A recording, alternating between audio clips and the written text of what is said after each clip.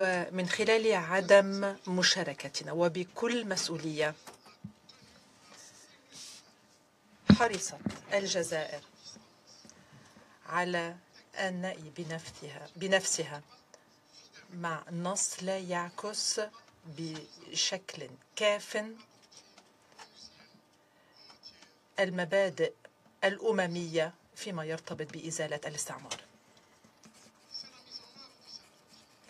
فتطبيق هذه العقيدة سمح لعدد كبير من الدول أن تمثل هنا معنا وبيننا في منظمة الأمم المتحدة. هل ينبغي بنا أن نذكر بهذه الأمور الواضحة؟ فالمقرر النهائي للمستقبل لا يمكن أن يعود إلا